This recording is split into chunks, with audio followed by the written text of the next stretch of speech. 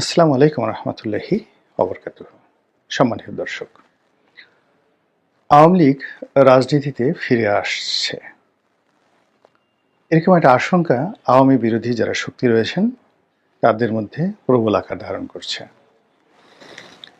এবং আওয়ামী লীগ কীভাবে আসবে, কখন আসবে, কার মাধ্যমে আসবে, এগুলো এখন নানাভাবে নানা মহল থেকে এই জিনিসগুলো বিশ্লেষণ করার চেষ্টা করছে। কেউ হয়তো বলার চেষ্টা করছেন যে শেখ হাসিনা ব্যক্তিগত জীবনে খুবই সাহসী এবং তার সাহস প্রমাণিত।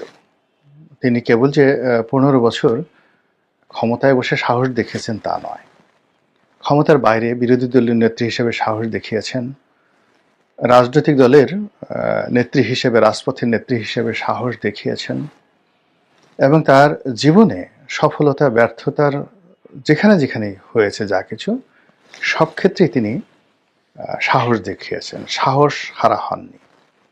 একটা উদাহরণ দিই, যেমন ধরুন এরশাদ জামানাতে তার সমাবেশের উপর গুলি চালানো হলো, প্রায় 18 জন একেবারে নির্বিচারে স্পট ডেথ চট্টগ্রামে।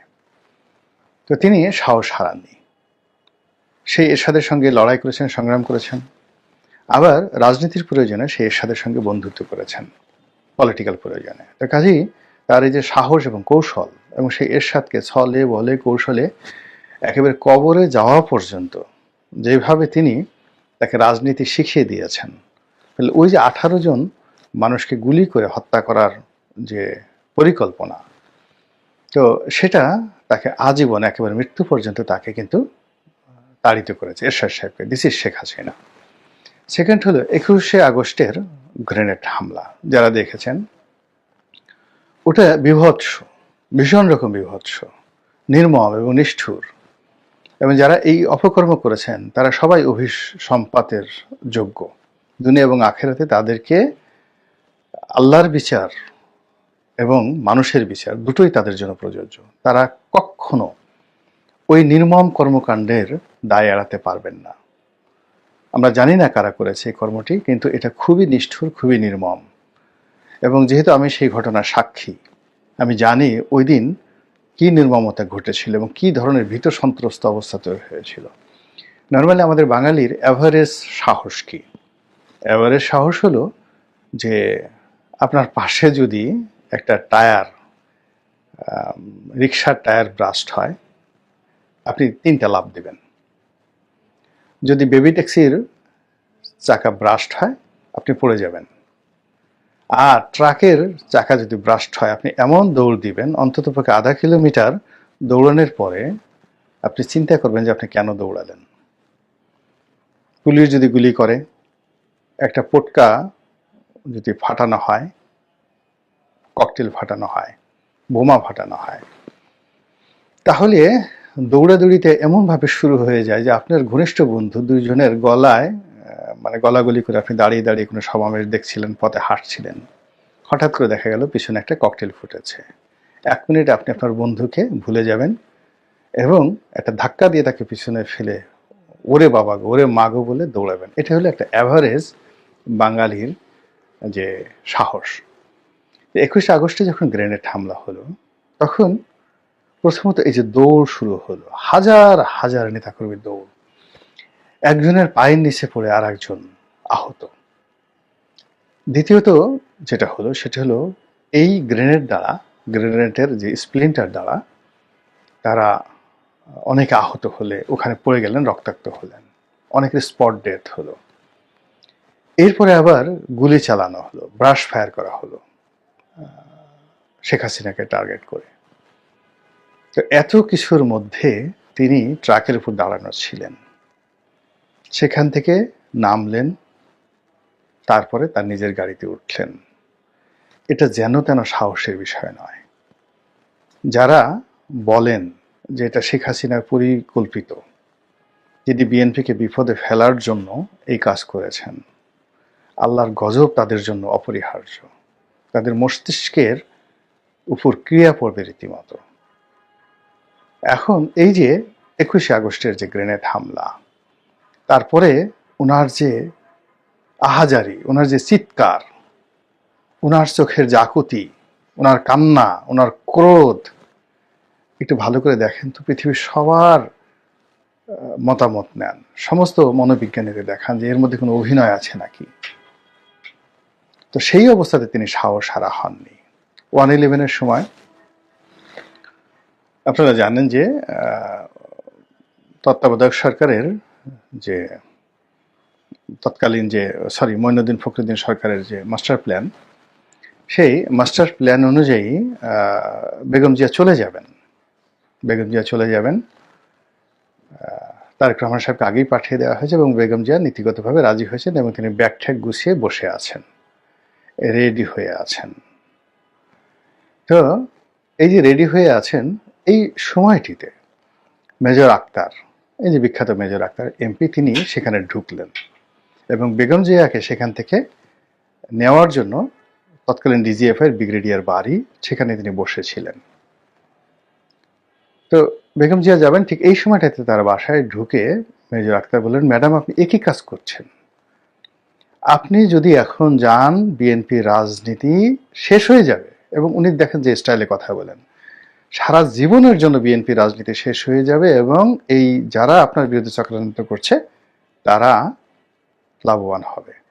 দ্বিতীয়ত, শেখ হাসিনা যদি বাংলাদেশে এসে যায় তাহলে টোটাল শেখ হাসিনার মানে এখন বাংলাদেশে আছে, আপনি চলে যান, সে যদি না যায় তাহলে পুরো রাজনীতিটা আওয়ামী লীগের থেকে যাবে, আপনি কি করবেন তখন? তো বেগম জিয়া প্রাজ্ঞ, তিনি বুঝলেন এবং তিনি সিদ্ধান্ত নিলেন তিনি যাবেন না। এবং এই কথা স্বয়ং ব্রিগেডিয়ার বাড়ি আপনার তিনি সাক্ষাৎকারে বলেছেন, টেলিভিশন সাক্ষাৎকারে বলেছেন। এখন বোঝার চেষ্টা করুন যে ওই অবস্থাতে শেখ হাসিনা কিন্তু ছিলেন এবং তিনি দেশের বাইরে ছিলেন। তাকে মানে বেগম জিয়াকে পাঠানো হবে এবং তাকে বাংলাদেশে আসতে দেওয়া হবে না। এই জন্য কি করা হলো, সমস্ত এয়ারলাইন্সের টিকিট তার কাটা ছিল। তিনি সেই টিকিটগুলোকে, এই সরকার বলল যে এয়ারলাইনগুলোকে নিষেধ করে দিল যে শেখ হাসিনাকে বহন করা যাবে না। ফলে তিনি হিথরো এয়ারপোর্টে এসে আটকে ছিলেন এবং সেখান থেকে সমস্ত কৌশল করে তিনি রাষ্ট্রকে চ্যালেঞ্জ করে, মঈনুদ্দিন ফখরুদ্দিনকে চ্যালেঞ্জ করে বাংলাদেশে চলে আসলেন। এটা হলো শেখ হাসিনার সাহস। তারপর শেখ হাসিনা যেদিন গ্রেফতার হয়েছিলেন, আপনারা জানলে অবাক হয়ে যাবেন, আমি জানি। ওই 1/11-এর সময় 2 নেত্রীকে গ্রেপ্তার করা হলো। খালেদা জিয়ার বাসায়, বেগম খালেদা জিয়ার বাসায় কি হয়েছে আমি বলতে পারবো না, বাট শেখ হাসিনার বাসায় কি হয়েছে আমি বলি। ওনার বেশিরভাগ লোক পালিয়ে গেছিলেন সেদিন, হাতে গোনা 2-1 ছিলেন। তিনি অভিমান করে খুব করে বললেন যে তোমরা থেকে লাভটা কি, তোমরাও চলে যাও, এবং তারাও অনেকে চলে গেল। এরপর যুব মহিলা লীগের নাজমা থেকে শুরু করে অন্য সবাই যারা ছিলেন রাজনৈতিক নেতাকর্মী, তারা উপস্থিত হলেন সেখানে, কিন্তু ওনার যারা পার্সোনাল স্টাফ ছিল তারা কিন্তু সবাই পালিয়েছিলেন।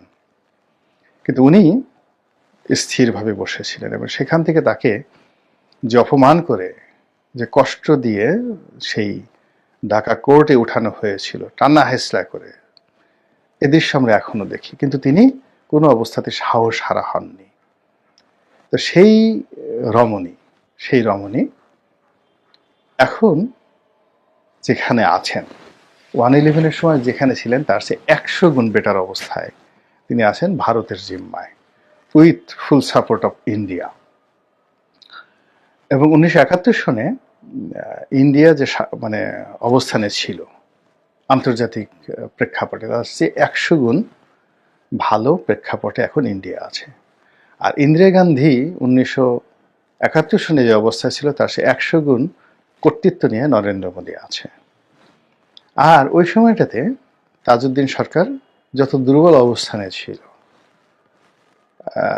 বঙ্গবন্ধু তো জেলখানাতে, তার সাথে 1 কোটি গুণ শক্তিশালী অবস্থানে আছে আওয়ামী লীগের নেতাকর্মীরা দেশের বাইরে এবং স্বয়ং শেখ হাসিনা। তো কাজেই তিনি যদি সাহস দেখাতে চান, টুস করে ঢুকে পড়তে চান, এটা কথার কথা নয়, এটি হতে পারে। এবং সেটা যদি হয় তাহলে কি যে হবে আমরা বলতে পারি না। বাংলাদেশের রাজনীতিতে কিয়ামত হয়ে যাবে অথবা আওয়ামী লীগ পুনর্বাসিত হবে। যদি সে সেটা সাহসটা দেখায়, টিল টুডে, টিল নাও, আজকের দিনে। এখন সমস্যাটা হয়ে গেছে যে শেখ হাসিনা পালালেন কেন বা তিনি উড়ে গেলেন কেন? এটা একটা মিলিয়ন ডলারের প্রশ্ন। শেখ হাসিনার সাথে যারা ছিলেন এরকম প্রায় হাজার খানেক লোক, তারা খুবই নিরাপদে, কেউ এয়ারপোর্ট দিয়ে, কেউ সীমান্ত দিয়ে পালিয়ে গেলেন ভারতে, সিঙ্গাপুরে, ব্যাংককে, আমেরিকাতে। টাকা পয়সা, তাদের টাকা পয়সা তারা আগেই নিয়ে নিয়েছিল, এবং বাংলাদেশে তারা কেউ তাদের আত্মীয় স্বজনের বিপদে আপদে নেই। তো কাজে এখানে এই যে আওয়ামী লীগের 1000 শীর্ষ নেতাদেরকে, যাকে বলা হয় নিরাপদে পৌঁছে দেওয়া, যারা আওয়ামী লীগের মূল শক্তি এবং তাদের সবার হাতেই হাজার হাজার কোটি টাকা আছে। 2 নম্বরে হলো যে আওয়ামী লীগের কিছু নেতাকে গ্রেপ্তার দেখানো হয়েছে। এখন যাদেরকে গ্রেপ্তার দেখানো হয়েছে তাদেরকে আওয়ামী লীগ অনেক আগেই মাইনাস করতে চেয়েছিল, কিন্তু তারা এরকম একটা সিন্ডিকেট গড়ে তুলেছিলেন, সেই সিন্ডিকেশনের কারণে এদেরকে আসলে বাদ দেওয়া যায় নাই।